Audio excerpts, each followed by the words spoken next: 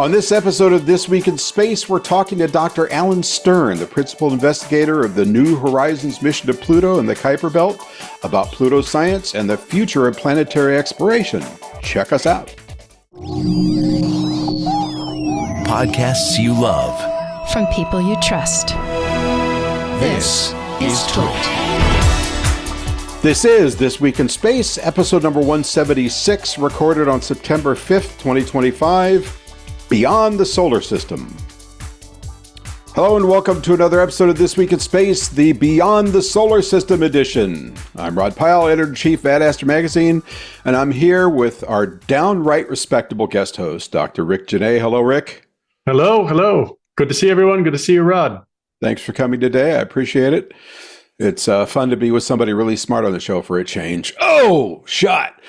Just a few minutes, we're going to be joined by Dr. Alan Stern, a planetary scientist and commercial suborbital astronaut, and most of you probably remember him as being the principal investigator on the New Horizons mission, and we're going to talk about all that stuff. But before we do, we need to ask you to do us a solid and make sure to like, subscribe, and click any other buttons you see on the podcast, because we live and die by your button clicking. And now, another space joke, this one from Anonymous. Jupiter, Saturn, and Pluto walk into a bar. After sitting down, Jupiter says, "I'm the biggest planet. Give me the largest beer you have." Saturn says, "I'm the best looking planet. Give me the fanciest drink you have," with an umbrella. Pluto says, "I know I'm not a planet, but give me a shot." Everybody laughs but Rick. All right, Rick, your turn. Okay, I think I have one worse than that. Here we go. What did Pluto say when New Horizons finally showed up? I don't know. What did it say? About time. Everyone else ghosted me after 2006. Wow, the room laughs before the punchline. So for anybody who's scratching their head like I was when I saw this, 2006 is when Pluto was demoted from planethood unceremoniously by Mike Brown at Caltech, who I worked with briefly, and who proudly has the Twitter handle Pluto Killer and wears it like a red sash of honor. Now, I've heard that some people want to beat us with the Kuiper Belt when it's joke time in this show, but you can help. Send us your best, worst, or most indifferent space joke to twis@twit.tv. And we're counting on, the volume of space jokes have slowed down. Tanya and Lur Ow and all you other guys here on Discord, I'm looking at you, man. Space jokes. We need space jokes. So I'm going to be checking my email hourly for the rest of the day, looking to see what comes in. And now, ladies and gentlemen, it's time for Headline News. Headline News. Kind of catchy, isn't it? So this first story I like to call Losing Space Race 2.0. So we've seen a few articles recently in notable publications saying, hey, it's probably over. China's tested every major piece of equipment they've got. They've tested their lunar lander. They've tested their EVA suits. They've tested the capsule, although it hasn't hit orbit yet. And they look to be ready to make their 2030, or as I keep saying, I think 2029 deadline. So last week, a panel of notable space experts addressed the Senate Commerce Committee, sounding the alarm over the pace of the Artemis lunar landing program, which we've talked about a lot on the show. And these expert witnesses included former NASA Administrator Jim Bridenstine, Alan Cutler, the President and CEO of the Coalition for Deep Space Exploration, Mike Gold, President of Civil International Space at Redwire, and former Deputy Commander of the U.S. Space Command, Lieutenant General John Shaw. Major topics included China's rapid pace of development, as described. And what I found refreshing was that Bridenstine directly addressed the advantages of the Chinese authoritarian system. As he put it, consistent uniformity and clarity of purpose under a centralized government. I added that part. And Bridenstine referring on the U.S. side to the to and fro of U.S. administrations that have damaged the Artemis effort, which he worked so hard to help the Trump administration put into play. Rick, what happens now? Tell me the future, 8-ball. I know, right? No, I guess at the moment I'm extremely confused about things. Right? This happened like a year and a half ago as well. A similar Senate hearing where they were trying to figure out, or the people were testifying. And I think a former NASA administrator, Mike Griffin, was on that about what was going on with the Artemis mission, and that we're losing the space race and all this kind of stuff. And back then, people were, if I remember this right, people were saying, well, the current Artemis architecture isn't going to cut it. We got to do something else. All of this kind of stuff. SLS, we've had people arguing SLS isn't it. We got to do something different. And now I'm hearing people saying, well, the whole Starship architecture is the wrong architecture. We got to do something different and so forth and so forth. So to me, it just sounds like kind of like what you just said. We are just so confused about what it is we're going to do and what we should do. Yeah. And the Chinese are just like, well, this is what we're going to do, and we're going to do it. So, and the other thing is they're telling all the international people, it's just like, if you want to come along, sure, come along. We're happy to have you. And people are listening, and this is very much a replay of the first space race where Russia and the U.S. were kind of vying for unaligned powers to come in and work with them on their efforts. And I think it's important to differentiate. I mean, Artemis, at least notionally, is about sustained lunar efforts, although the way things are going, it doesn't look like that's going to happen anytime soon. Whereas at least the first Chinese mission is really a land grab and go 6-hour excursion, much like Apollo 11, but shorter. But they do have a long-term plan, and with their robotic probes operating as well as they have, they look to be in a good position to see that through. So this is a very real thing. But and a little bit of good news, an associate administrator, I'll get that right, was finally appointed for NASA. Amit Kashtria, I think it's pronounced. He's a 20-year NASA veteran, so he's the highest position in NASA senior management that is actually a civil servant, and the only one that has any space background, I might add, because the current administrator, temporary, doesn't, nor does the chief of staff. He was previously a software engineer at NASA, flight director for the ISS, deputy manager for the ISS Vehicle Office, and deputy associate administrator for NASA headquarters' Moon to Mars program, which is kind of a big, rangy thing. But as I said, perhaps most importantly, he actually has experience in this and knows what he's talking about when he refers to these efforts, and isn't probably going to say things like, we need to conquer the solar system, as one of those other guys did. Rick, do you know much about this guy, and does it give you hope? I don't know. I don't really. Just looking at it now, I think it's fantastic, of course, that they're promoting within, and they're bringing people that know space, as it's been said. The only question I would have, and I would have this for anyone that was in this path and put in this position: how long is it going to last, given the current way things are going in the current administration? I hope that he's able to keep his position and keep NASA moving in a good direction. Well, me too. And now we've got a story that actually is right in your wheelhouse, that I like to call, because I'm a crude, lowbrow individual. And I've been so good this week, John Ashley. Oh, don't roll your eyes. I like to call this one Three-Eye Atlas's Flatulence. So we have an interstellar comet slinging through the solar system. And recently, the Spheric Space Telescope spotted a cloud of carbon dioxide around the interstellar visitor. Now, let's not forget, this is the third interstellar visitor that we tracked. And Avi Loeb, of course, as he is wont to do, came out and said, maybe it's a machine. Now, a little less stridently than before, but maybe it's a machine. It could be an interstellar probe from aliens. And because it's slinging around the backside of the sun and will be out of view of Earth, it might release little probes to relay information about us back to the aliens that are light years away. And, they'll see how much disarray we're in, and come make us lunch or something. I should say make us for lunch.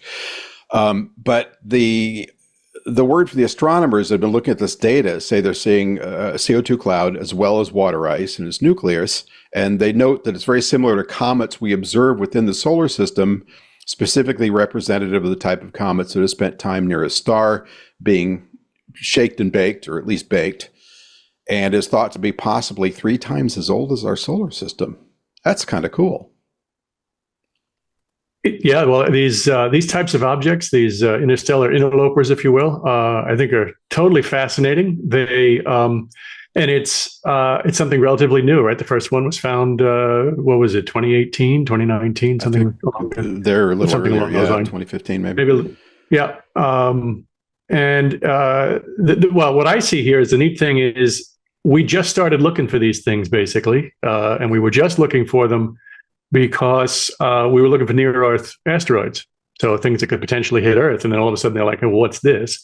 They were speculated to exist, of course, before, but it was always thought that it was always low probability. We'll never see anything like this, blah, blah, blah. And now we've seen, since we've had the capability, we've seen 3 of them in a decade. And so now what I see, especially with this one coming, means that there's going to be a lot more that we're going to discover, especially when the Vera Rubin, starts to be fully commissioned and turned on and is doing everything it needs to do. We're going to start discovering hundreds of these things. Maybe every month we're going to have a new one coming in, which means we're going to learn an awful lot about our galaxy. We're going to learn an awful lot about other solar systems with like looking at the stuff that's coming off of them, and the similarities and dissimilarities and so forth. So I think it is literally just the tip of the iceberg in the discovery of these types of objects, which is pretty fascinating. So is the big tell with these things the speed they're moving, and if they come in out of the plane of the ecliptic or the solar system's equator, if you will? That's my understanding. That's all we have really, is kind of like what was the, you trace it back and like what was the incident vector, velocity vector, and you kind of look, well, where it could have been coming from and so forth. And that kind of gives you a rough idea of age and so forth. But all this is just, we have 3. We have 3 of these objects right now, and it's really the beginning of a whole new field of astronomy and astrophysics. All right, ladies and gentlemen, you heard it here first on episode 176. True science from a co-host, which is a first for us. We'll be right back with Dr. Alan Stern, speaking of talking about real science, so stay tuned. Welcome back. We are here with Dr. Alan Stern, a friend of the show, making his second appearance. And I want to read your resume because it just wipes me out when I read it. You are the principal investigator on the New Horizons mission to Pluto. You are a commercial suborbital astronaut. You are responsible for at least 8 instrument packages on various missions. You've conducted research on a number of space telescope missions. You were the associate administrator of NASA's Science Mission Directorate in 2007. You were an astronaut candidate for the space shuttle, which really gets me. And you dove on the Titanic. So welcome, Alan Stern, thrill seeker and overachiever. Well, scientist anyway. But, okay, well, you left out the important part. Dad to 3 kids. Oh, well, that's an adventure beyond conversation. Could you just give us, Tarek likes me to ask this question, kind of a throwback to how you got interested in doing this when you were young and what your pathway was? Yeah, my story is kind of a sick story, but I think a lot of people in your audience will appreciate it. I was a little boy during the time of Apollo. During the earliest part of that, like Mercury, I don't have any recollection of it. I was too young, even the early Gemini flights. But somewhere in the late 1960s, as a little kid, I just got swept off my feet. I think it's true what Arthur C. Clarke said, that the 1960s were truly a decade of plucked out of the 21st century and plopped down in the middle of the 20th. And all I ever remember wanting to do was to grow up and be involved in space exploration. So I was hooked from that time on and never thought about doing anything else, and it worked itself out. It really was an amazing time to be alive, and you and I could talk about it all day long while these 2 kids with us don't remember, but it was truly exceptional to see those things firsthand. My first memory is probably around the time of Gemini 7, I remember being disappointed by the fact that the audio was so poor, because kids don't appreciate things like that. But certainly being old enough, I think I was 12 when Apollo 11 landed, and I just never looked back after that. Unfortunately, calculus and I had a difference of opinion of how things should be solved. So where you continued, I made a right turn. Rick, over to you. Sure. Well, first of all, Alan, it's great to see you again. We met at an ISTC several years ago. I think you were getting an award. We were definitely a keynote presenter back then, but big fan of all your work. Of course, you mentioned just now kind of how you got into space, but of course, your big thing, one of your big things right now is Pluto. I'd love to know why were you a big advocate for getting a mission to Pluto? Oh, well, we could go on about that for a long time, but I won't put you through that much. I think that there were really two things that come to mind looking back on it. One was that as a scientist, a planetary scientist who was working and writing research papers and doing observations and modeling in the computer, it became pretty obvious that Pluto was an unchecked box that had a tremendous scientific potential. That we were learning that it had a lot to teach us about the solar system. And in fact, when we got to Pluto, that came true in spades. In fact, I think Pluto was an overachiever. It really exceeded our expectations. But the other thing is more of an exploration vein. And I've always been hooked on exploration as much as the science. And you know, the United States was first to every planet in the solar system, swept across the entire solar system between the 60s and the 80s, starting with the Mariners that went to Mars and Venus and then Mercury, and then the Pioneers and Voyagers that went to the giant planets. And unfortunately, none of the two Pioneers or the two Voyagers was targeted to go to Pluto. And the reasons for that are partially orbital mechanics and partially betting on a bird in the hand in the studies that they wanted to make of Saturn and the Saturn system, particularly its large satellite Titan, that prevented Voyagers from going to Pluto. But in any case, when the Voyagers wrapped up at Neptune in 1989, I felt like Pluto was some unfinished business and a bit of a dare, and started asking with colleagues, you know, why aren't we going to Pluto? And the older generation was just staring back blankly, like, well, they haven't really thought about that. And we got NASA interested in the study of doing it, and it took 16 years, but eventually we found a way to actually get a spacecraft to the launch pad and go explore Pluto. Fortunately, in between, the Kuiper Belt was discovered, and we realized that Pluto wasn't alone in being sort of an unfinished business, but that really the harbinger of a whole new class of planet we call dwarf planet. And the outer solar system is teeming with them. And so by going to Pluto, we were able to open up the exploration of both the Kuiper Belt and this new class of body called dwarf planets. So it's been triply effective. Well, awesome. I'd like to ask, you know, all right, so you spent a large part of your career building this spacecraft, getting this thing through. And I know, you know, that's not just the engineering, there's also the politics that's involved in that. So your life, so this was your thing. You were, you know, New Horizons. And so it goes through its different motion, right? It does a gravity assist, gets itself out there. And finally, you know it's there and everything's happening. And now the data is downloading. Can you tell us a little bit about that moment? Like when you were, you know, what was going on when, like, all right, we're now getting the telemetry.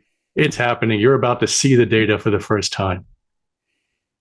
Yeah, but I want to correct what might be a misimpression. You know, pardon my voice, but spaceflight's a team sport. Nobody does this alone. I guess I'm pretty well known for you know, working hard to get a mission to Pluto, but I did it with 2,500 of my friends, of my best friends, men and women who worked on this for years and years and years. And no single human being can do any space flight. It really comes down to teamwork, and regular people working very hard in big teams can do things that are larger than life. And that's what is so magical to me about being in space flight, is it involves this big team efforts. So let's give credit to all those people that worked on it. I'm just one of those. I think when the time came, particularly for those of us who worked on it since the 80s, and it was 2015, and we were bearing down on Pluto and the high resolution data was just coming in, there was a a whole mix of feelings and emotions, ranging from, wow, this is better than any of us thought it would be. This has so much potential scientifically, to it was all worth it. And, combining that with a lot of pride for this country and the amazing things we do in space, and the leadership that we show and the example that we set for people around the world. All those things at once, and a couple of other emotions too, for younger people, particularly, who hadn't seen anything like that. They had either been born since Voyager, or they were too young when Voyager wrapped up in the late 80s to remember any of that, and to reintroduce them to the excitement, not of going back to Mars over and over, or going back to any given place over and over, which is exciting. Don't get me wrong. I've been on lots of those missions and they're great, but to do something for the first time way out in the wilderness where no one has ever been before, for me, that's the cherry on top. Well, I have to say that, and we're about to go to a break, but when we come back, I'd like to know how the heck you aim a spacecraft past a bunch of gravitational slings and then manage to skim Pluto at that distance.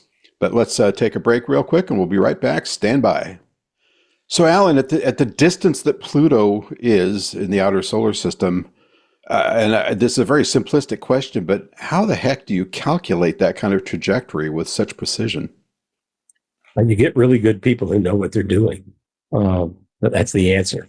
And in our case, it was a combination of tracking by the Deep Space Network, and some work that we did to refine Pluto's orbit to know exactly where we needed to go. And then this amazing team at Kinetics Corporation that were our navigators, backed up by Jet Propulsion Lab, JPL, who were providing checks on what was done to make sure that we were sure we're going to the right place at the right time. But really, it's just a process of homing in, where you make successive approximations and you fire your engines to correct for any targeting error, either in time, that is arrival date, the moment of arrival, or if you're off target a little bit. And fortunately, we were able to stand on the shoulders of all the giants that developed this stuff back in the 60s and 70s, and turn what was then pioneering into just good, solid engineering practice. And it all worked out spectacularly. It sure did. What altitude? I mean, you just got one shot. This is a flyby, not an orbiter. So, at what altitude did you skim Pluto?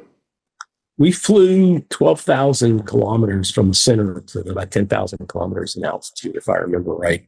And we had a very large trade study of different distances and arrival dates that Leslie Young on our science team was responsible for leading. And, there were arguments for going closer for some instruments and some types of observations. Going even closer was better. For others, it was worse. And if you get too close, you blur the images as you speed by. Sort of like, a fighter airplane that might be charged with making a reconnaissance of a building. If it comes too close, it just whizzes by and it's a blur. The sensors can't do their job quick enough. But you don't want to go too far either. So we looked at really dozens of different arrival dates and many different arrival closest approach distances, and selected this combination of date and arrival distance as the best one for a single shot flyby. So following up on that, what was kind of the most surprising thing that came up on this flyby and you saw in the data? Your own personal favorite? It's a great question. And, I think we made dozens of really first order discoveries about dwarf planets, and particularly about Pluto and the Pluto system. There's 5 moons there. But I would say the two headliners, and I would place these equally, were that, number one, we had found a kind of rule of thumb as we explored outward in the solar system, that smaller and smaller bodies typically run out of energy. Their geologic engine burns out earlier and earlier in the history of the age of the solar system. And objects much larger than Pluto, like the Earth's moon, that their geological engine ran out long ago. So we We were surprised to find that Pluto is vastly geologically active today, 4 billion years after formation, which pretty much rewrote the textbooks on how that all works. And then also, there was a general correlation or rule of thumb that as you go to smaller objects, they get simpler. There's not as much going on. But Pluto turned out to be very, very complicated, from its atmosphere to its seasonal cycles, to its satellite system, to its origin, to its geology, to its interior, and the likely presence of a global water ocean beneath the surface ice. All of that wrapped into one little package. And in both those respects, complexity and activity, Pluto just blew the doors off paradigm and has caused us to rethink a lot of what we thought we knew from all that earlier exploration by the mariners, pioneers, and voyagers. So were you surprised with the smoothness of the surface? And I guess that indicates substantial geologic activity, right? Well, we saw areas that were very smooth. That's absolutely right, Rod. But we also saw areas that are extremely rugged. And we saw lots of topographic variation, and we saw evidence for ice volcanoes and brand new terrains the size of the state of Texas that were created yesterday geologically. And we found ancient terrains, and we found all different kinds of compositional units and evidence for this interior water ocean and lots of tectonics. It's really almost mind-bogglingly complicated for a world that's got about as much surface area as the continental United States. And then after Pluto, you went to Arrokoth, if I'm pronouncing that properly. You got it perfect. Awesome. So what was the decision to go there? Was it just because it was nearby, or was there something that was interesting about it at first? Well, as background, the mission objectives for New Horizons are to explore the Pluto system, but also, and equally importantly, to explore the Kuiper Belt, this third region of the solar system out beyond the giant planets. No one had ever sent a spacecraft to any object in the Kuiper Belt. And we did a search. We used the Hubble Space Telescope for objects that we could get to within our fuel supply. And we found several in 2014. And we didn't know much about either of them, any of them, I should say, except for their orbits. Very, very rudimentary information. So from a scientific standpoint, there wasn't a strong push for any one of those objects. And so ultimately, I made the decision, and NASA approved it, to go for Arrokoth because it was the easiest to reach from a fuel standpoint. And that left the most amount of fuel over, for a possible second flyby target out in the Kuiper Belt, which we're now looking for. So it turned out Arrokoth was spectacular and taught us a lot about planetary formation. And it saved us all that fuel so we could hope to have another flyby out here in the late 20s or in the 30s. Well, and we probably shouldn't shortchange Pluto's largest moon, which you also managed to get a good look at. And I assume that was just part of the same, as you were flying by, you didn't do a course change, did you? Well, we designed that flyby to study Pluto, which is really a double planet, Pluto-Charon. Charon's half the size of Pluto, and also the 4 small moons. We looked at all the objects in the system, and we searched for other moons too. We didn't find any, but we were sure on the lookout for that. Charon turned out to be spectacular itself. It's at least as interesting as most of the icy satellites of Saturn, Jupiter, Uranus, and Neptune. So you kind of hinted at this. Is there a third flyby in the works, or where are we with that? Well, I sure hope so. We don't have a lot of fuel, so we're looking very hard. We've been using this very large telescope on Mauna Kea in Hawaii called Subaru. It's a Japanese telescope which has the best combination of large aperture and wide field camera that's been available. It did not yield a flyby target despite 6 years of searching. Now, I should say it took 4 years to find Arrokoth, and this is harder because we're looking farther out. But we've now migrated to using other facilities. We just started to make the case to use the new NSF Vera Rubin Observatory, which can do about 8 times better than Subaru. It gives us a much better chance of finding a flyby target. And then in a couple of years, NASA's going to launch the Nancy Grace Roman telescope, which is a Hubble-sized telescope with a wide field imaging capability. And we need that wide field to look all around our trajectory where we're going and spot anything down to very faint brightness limits, because we're looking for things that are more than twice as far out as Arrokoth. And the way it works is if it's twice as far out, it's 16 times fainter. So you have to look more than an order of magnitude harder than it was. And the Arrokoth was hard to find. It took the Hubble. Nothing else could do it. This has to do 10 times, actually 16 times better than the Hubble. So we're using these new facilities, and it's going to be a long shot, but I can guarantee you this: we have the best team of people in the world for looking for these things. And we're looking at every rock. And if it's there, we will find it and go to it. If I have to go have a bake sale to raise the money. So is there, mission-wise, politics aside, is there a mission issue that puts a time, a ticking clock on this, or it's just when it shows up, you'll be able to go there as long as there's funding? That's a great question. The spacecraft is in perfect health. Everything on it is working and working well. We're not using any backup systems because something's broken. And this is 20 years after launch. We have the power and the fuel to run New Horizons out into mid-century, roughly 2050. But the thing is, we're going to run out of Kuiper Belt before we run out of power or fuel. So somewhere, and we don't know how far out the Kuiper Belt goes. In fact, we're learning it goes further out than we thought, which buys us more time.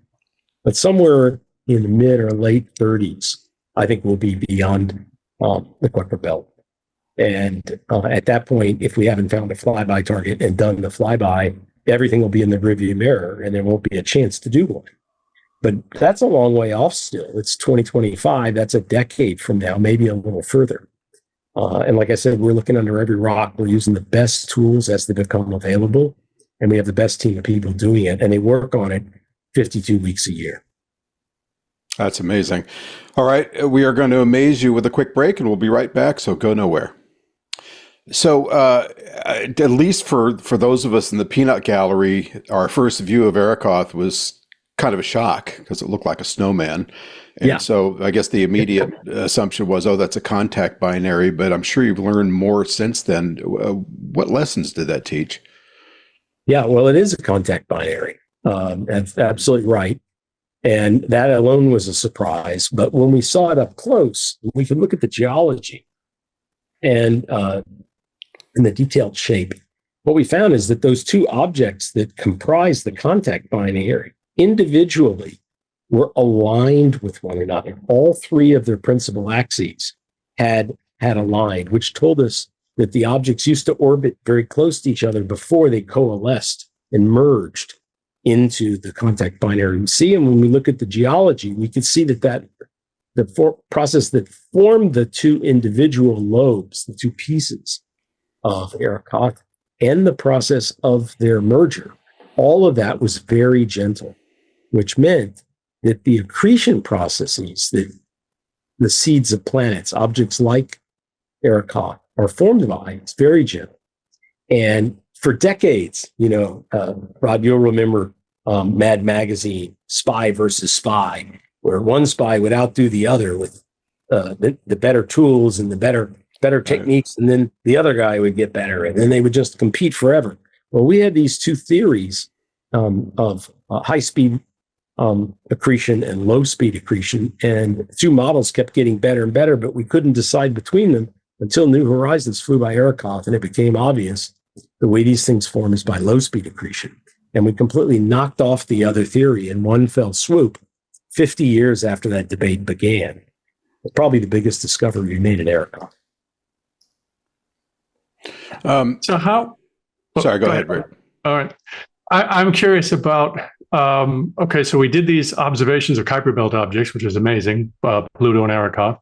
How did this, in your mind, actually feed into solar system formation models, especially in light of, what we're doing with extrasolar planets and what we're learning there? Yeah, well, of course, what we're learning with the extrasolar planets is that our solar system is far from typical, that there's a lot of variety. that they're not all carbon copies of one another by a long shot, that there's this huge diversity in the architectures and the populations of planetary systems, that they can form around almost any type of star, even binary stars. We don't see much evidence for dwarf planets like Pluto in other planetary systems, primarily because we can't detect those things yet, except in very special circumstances. But in most cases, we see much larger objects, even much larger than the Earth. So these little planets are pretty much just the domain of planetary science. And in Arakoth, we learned how the seeds of planets form. And from Pluto, we learned how double planet systems, which we'd never been to before, form. And so those are very important bricks in the wall, if you will, of getting a full understanding of how planetary systems form. There are lots of other things that we learn in planetary science from other missions and from ground-based techniques that contribute to that too. And then in astrophysics, they're seeing all these examples and learning more and more about these other solar systems. And even now getting to the point where we can do spectroscopy and learn about the compositions of the atmospheres and surfaces of these worlds. So that the picture gets fuller and fuller, and we can test our theories better and better over time. So when you got back these early pictures of Pluto and did your processing and color correction and all that, was there kind of a and then aha moment when you realized why it was kind of reddish? Well, we'd known it was reddish since literally the 1970s.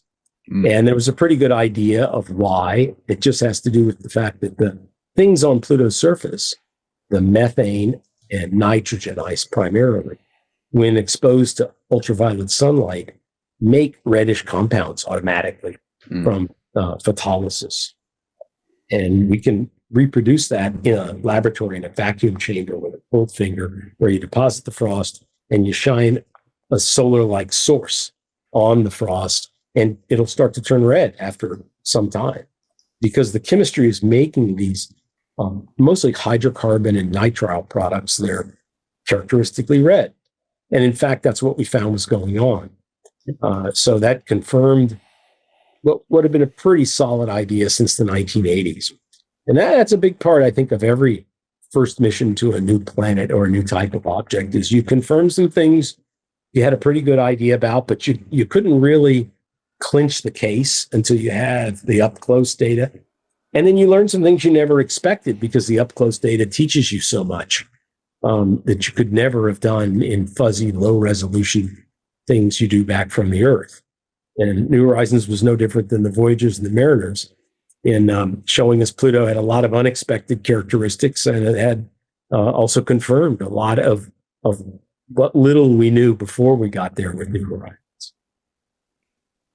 So, what are your thoughts on, and I'm asking this because, space enthusiasts love these types of questions, which is Kuiper Belt objects like Arakoth and, even Pluto, it's Kuiper Belt objects.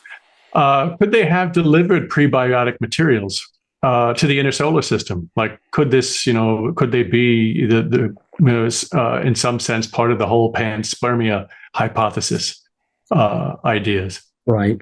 That's a great question. I think it's pretty much settled that we know that the outer solar system contributed some of the water to the Earth's inventory and a lot of the organics.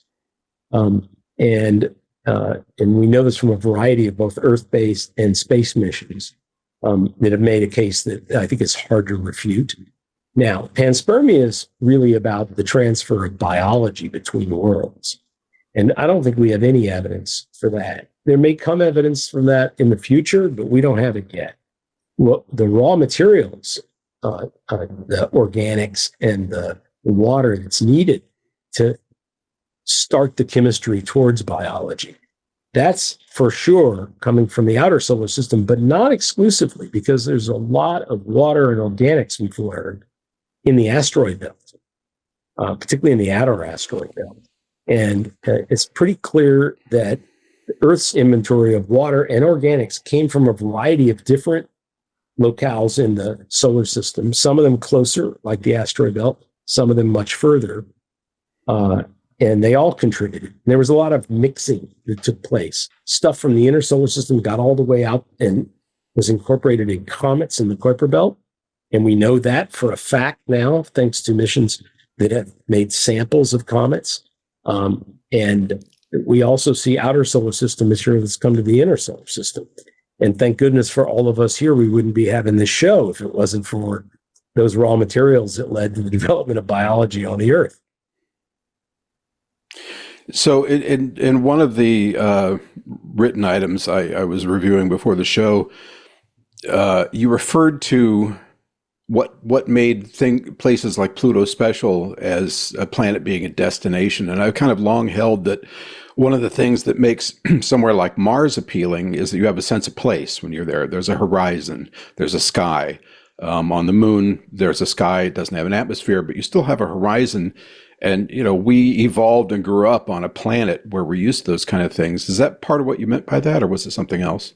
It is. And, you have the same at Pluto. If we send astronauts, or when we send astronauts to Pluto someday, they will see a world with a horizon and some familiar kinds of topography, mountains, for example, and glaciers, and a blue sky, just like you see at home on the Earth, and moons that hang in the sky, and the familiar constellations like Orion and Sagittarius and Cassiopeia overhead. A very bright sun, not as bright as here, but plenty bright enough to do exploration. And even just by Pluto's moonlight from Sharon, you could read a book from that alone. So I think that when people finally go to Pluto, they'll find lots of things that are familiar and that we would find on other planetary surfaces, just like Mars. And in fact, some of the geologists on our team who had worked on Mars earlier in their careers took a page from the Mars book, and noticing that both Mars and Pluto are red, they started calling Pluto the other red planet. I like that.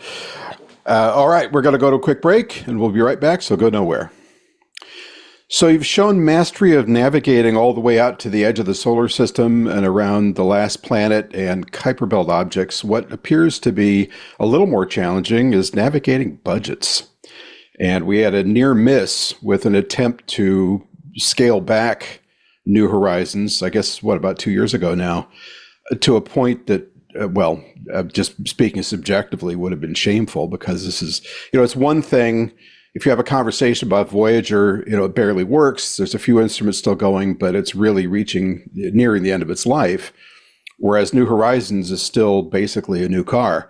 And that felt like a near miss. And I'm glad to say that the National Space Society played at least a small role with the petition to try and keep that going. But do you see this happening again with this new budget? Well, first, Rod, thank you to the NSS.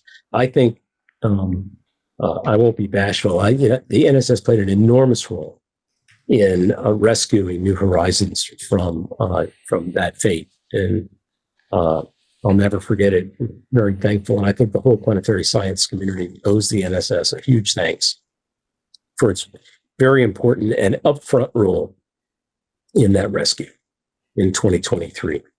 But now we're faced with a different situation, which is that the president's budget request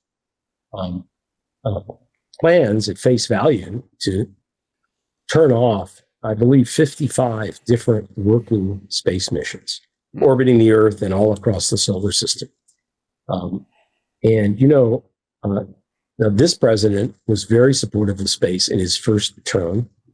He appointed a wonderful NASA administrator named Jim Bridenstine, who did a spectacular job. He spoke about space in his campaign. He spoke about it in his inaugural address in the State of the Union. From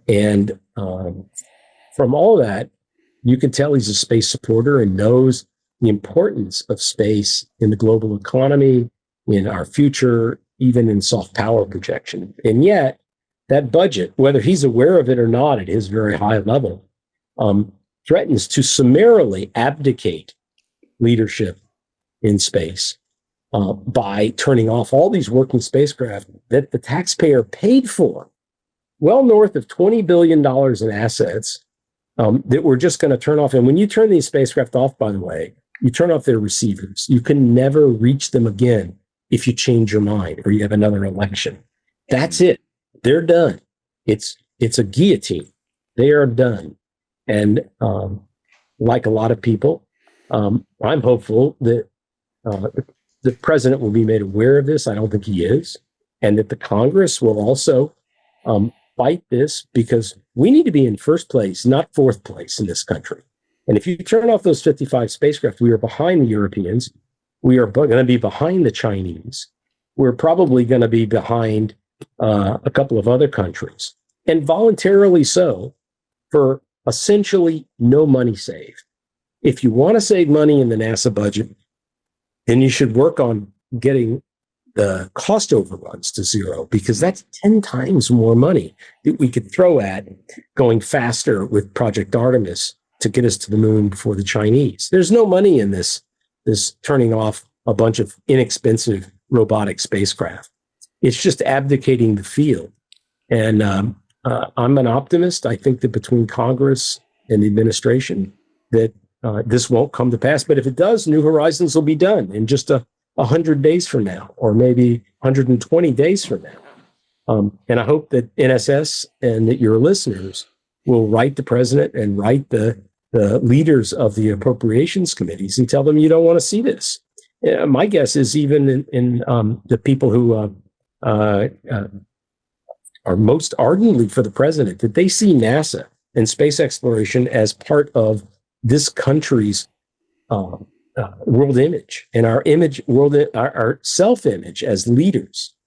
And we need to be doing more of this, not less of this. And we need to protect the investment that's already paid for, not throw it away. That's my. Wonderfully said. And I just want to make the point, years ago, I went to Voyager Mission Control, which was off the JPL campus in, I think, what was an old insurance office. And it was a couple of old Sun workstations literally sitting on a banquet table and a staff of, I don't know, 8 or 10 people tops. Obviously not an expensive mission to run anymore. And on New Horizons, aren't you in kind of a similar position? I mean, the big spending's done. This is just a maintenance issue. We spent close to $900 million to design, build, test, and fly that thing, the Kuiper Belt, New Horizons. And now we spend about what it costs to run the staff of a McDonald's every year to operate it. We literally have about 40 people that work on New Horizons, and every one of them, myself included, is part-time. In fact, only a couple of people are even half-time. We all work on other projects, and the cost is really de minimis. That's the interesting thing about this, is that it's no savings, because we spent all that money to get it here, and the cost to keep doing it and to milk it now for the taxpayer and for, American prestige and leadership is virtually almost free, not completely. It's money, but it's very, very little. And I know that some in the administration, much lower level than the president, are saying we need to go faster to the moon. And I agree with that. But the only way to go faster to the moon is to pour more money onto the Artemis project. Thing is, you can't get it from canceling New Horizons and others like it. There's not enough money there. The money either has to come from a larger NASA budget or from private infusion in a public-private partnership, or by getting rid of the waste and the overruns.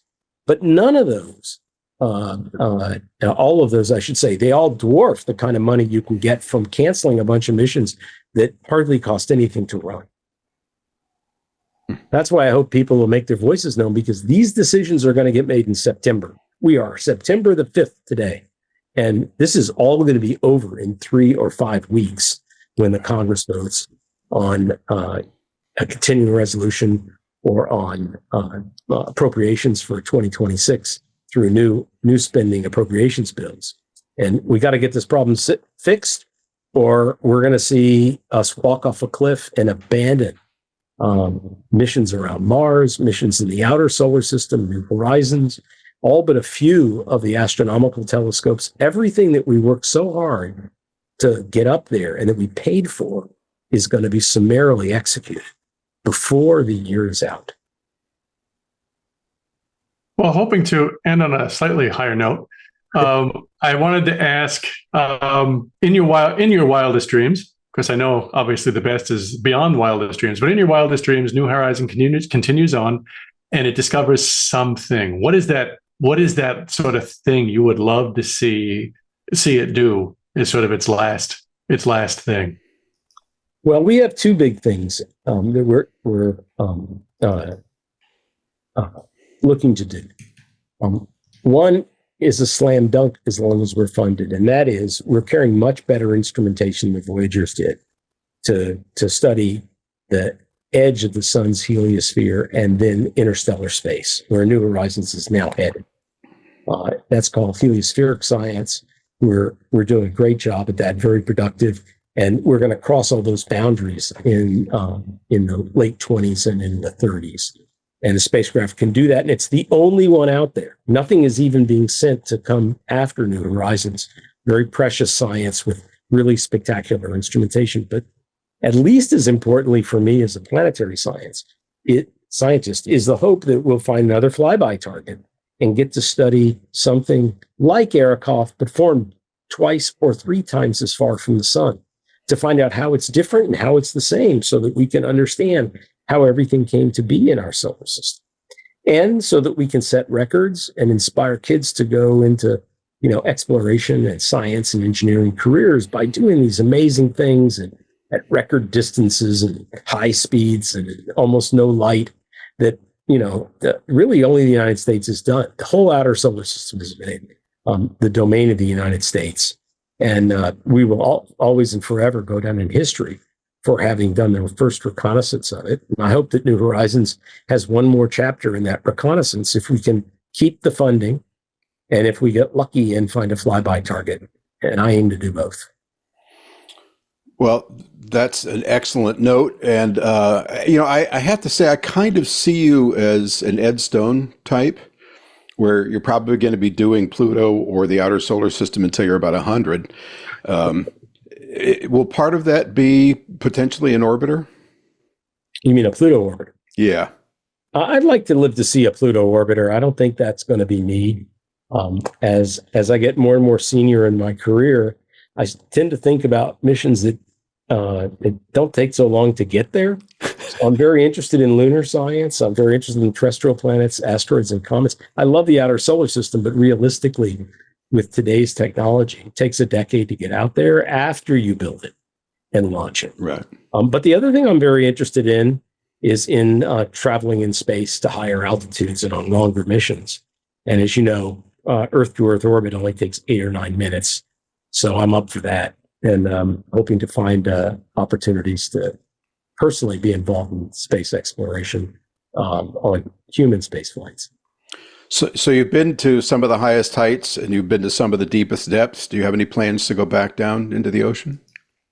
I don't have a plan to go down the ocean, but that's, I never really planned to make any deep sea exploration until it was offered to me. And within 6 months, I'd been to the Titanic. But I do have plans to fly in space next year on Virgin Galactic a second time as a NASA-funded researcher doing astronomical work. And I hope that a lot more of that comes to pass, and even some things that are farther afield than suborbital, orbital, or who knows, maybe the moon. Well, the future's really bright. I am so excited with the way the 21st century is shaping up for space.